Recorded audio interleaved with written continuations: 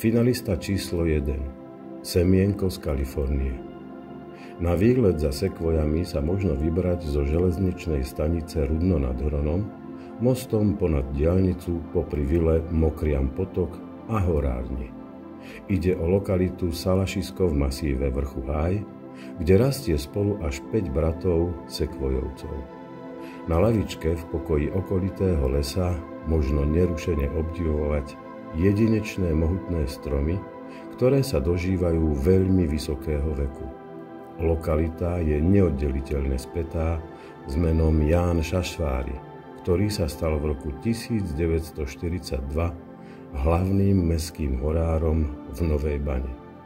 Poštou od známych z Kalifornie dostal semienka sekvojovca mamutieho, z ktorých vypestoval sadenice a následne ich vysadil na viacerých miestach. Najväčšia koncentrácia jeho sekvojovcov je práve na vrchu Háj. Dnes sa na tomto mieste darí každoročne organizovať charitatívny pochod za život, ktorý je spomienkou na blízkych.